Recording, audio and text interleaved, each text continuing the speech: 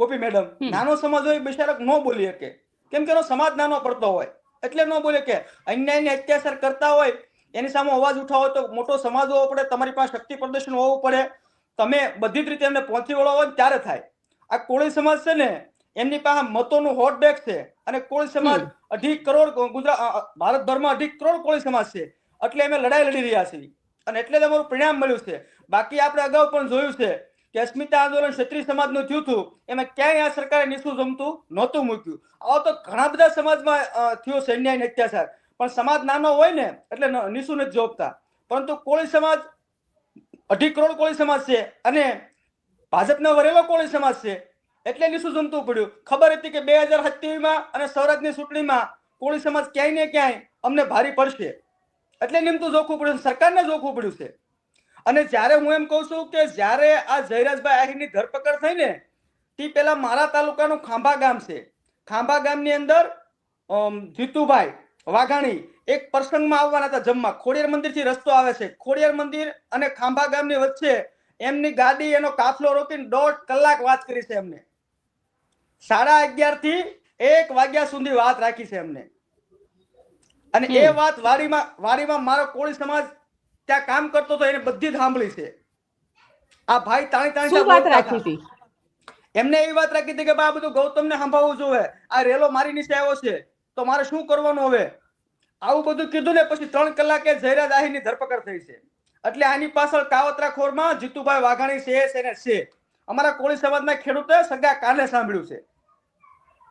અચ્છા, અને કારણ કે તમને એવું લાગે છે કે સરકાર એને બચાવી રહી હતી, જીતુ વાઘાણી ખાસ કરીને બચાવી રહ્યા હતા? 100% જીતુ વાઘાણી નો બચાવે તો ભાજપ સરકારમાંથી કોઈ બીજા અમારા જ્ઞાતિના આગેવાનના ફોટા વાયરલ નહોતા કર્યા. આ જેદી અમે આવેદન પત્ર આપ્યું ને બીજા જ દિવસે જસદણ વિસ્તારના ધારાસભ્ય કુરજીભાઈ બાવળિયા અને માયાભાઈ આહિર અને જીતુભાઈ વાઘાણી ત્રણેય ફોટો વાયરલ કર્યો કોળી સમાજના ભાગલા પાડવા માટે.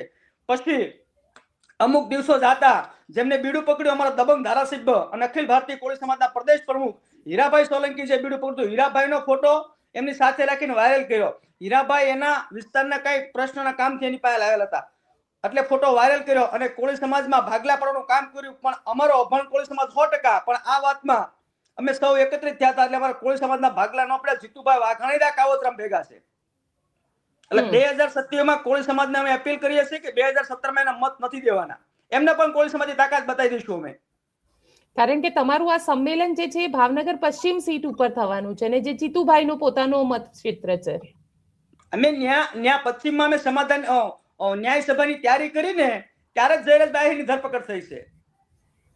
નકર ત્યાં સુધી ધરપકડ નહોતી થઈ. પશ્ચિમ વિધાનસભા એટલે જીતુભાઈ વાઘાણીની ફેવરેટ સીટ ગણાય છે અને એ વિધાનસભામાં 90,000 મત કોળી સમાજના છે અને એ મતોને નુકસાન થવાની બીક હતી. કારણ કે જે રીતે આખો ઘટનાક્રમ સામે આવ્યો અને હવે જીતુ વાઘાણીની વિરુદ્ધમાં તમે લોકોએ આજે આંદોલન શરૂ કર્યું છે, એ અહીંયા અટકી જશે કે પછી ચાલતું રહેશે 27 સુધી? અટકવા વાળી વાત નથી, 2027 સુધી ચાલવાનું છે ને 2027માં એનું પરિણામ લેવાના છે. કઈ રીતે પરિણામ મળશે તમને? કોળી સમાજ અમારા સમાજને અમે અપીલ કરશું, ઘરે ઘરે ડોર ટુ ડોર પ્રવાસ કરશું. અમે અમારા સમાજને પગે લાગશું કે ભોજન માટે એમને મત નહીં આપો. ખાલી ભોજન કરાવે છે ને આખા ગુજરાત ભરના કોળી સમાજને તમે આ વોટ આપો છો, આખા ગુજરાત ભરના કોળી સમાજને હેરાન કરે છે. કોળી સમાજને રોડે ચડાવવાનું કામ કર્યું હોય ને તો પહેલી પોલીસ ને બીજું જીતુભાઈ વાઘાણી છે. કારણ કે ગઈકાલે પણ એક હીરાભાઈનું એવું સ્ટેટમેન્ટ આવ્યું અને હીરાભાઈએ એવું કીધું કે એ ભડના દીકરાએ માફી ન માંગી અને કોળી સમાજની બેઠક હતી એની અંદર આ પ્રકારનું નિવેદન એમના દ્વારા આપવામાં આવ્યું. હા, સત્ય છે ને, માફી ક્યાં માંગી જ નથી અને માફી માંગવાનો કોઈ પ્રશ્ન નથી.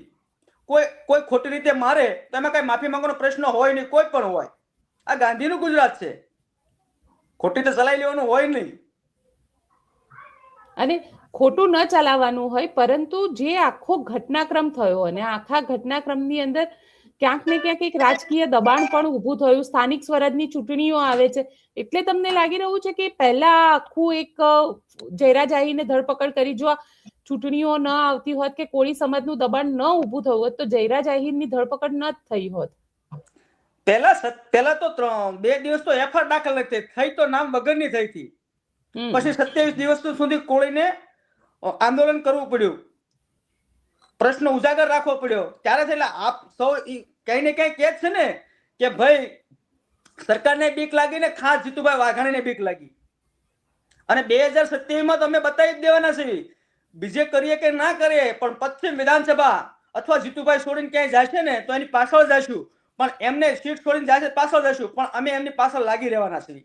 જેને અમારા સમાજને રોડે ચડાવ્યો છે ને એ વ્યક્તિને અમારે રોડે ચડાવવા પડશે, તો જ ખબર પડે કે કોઈ જ્ઞાતિને કઈ દી હેરાન ન કરાય, રોડે ન ચડાવાય. તમારી પાસે સત્તા ને પાવર હોય તો એનો દુરુપયોગ કરવાનો, સદુપયોગ કરો ને. કોળી સમાજ જે મતોથી આપે છે અને મતો છૂટાય અને રાજ કરે છે એ સમાજને હેરાન કરવાનો. અચ્છા, તમને એવું લાગે છે કે હીરાભાઈ અને પરસોત્તમભાઈ જે રીતે આખા કેસની અંદર રસ લીધો હતો, જો એમને ન લીધો હોત તો કદાચ આ કેસમાં આ પરિણામ પણ ન મળ્યું હોત? બિલકુલ ન મળ્યું હોત. હીરાભાઈ અને પરસોત્તમભાઈ અમારા દબંગ નેતા છે અને એના જ પાવરથી અને એની જ તાકાત, એની જ મહેનત, અમે સમાજે તો અમે બધા સાથ ને સહકાર આપ્યો છે, સરકારમાં રજૂઆત એને કરી છે, સોમનાથના કાર્યક્રમમાં બે ભાઈ ગેરહાજર રહ્યા છે, એટલે જ તે અમારા અમુક નેતાઓ અહીંયા હાજર રહ્યા હતા, પરંતુ આ બે ભાઈ અડીખમ રહ્યા, કોળી સમાજની વાતે ખંભેથી ખંભો મિલાવીને રહ્યા અને સોમનાથ ન ગયા. ત્યારથી સરકારને ખબર પડી કે આ આંદોલન ઉગ્ર બનવાનું છે. તમને લાગે છે કોળી સમાજની આ નારાજગીની અસર સ્થાનિક સ્વરાજની ચૂંટણી પર પણ એટલી જ જોવા મળશે? કારણ કે એ તો હવે 100% નજીક જ આવી રહી છે. 100% નજીક હોય 6 મહિના વહીવટદારો મૂકી અને વહીવટદારો પણ ચલાવશે ને તોય આ મુદ્દો સખતો રહેવાનો છે ને સ્વરાજની ચૂંટણીઓમાં પણ અમે અમારી તાકાત બતાવી દેવાના છીએ.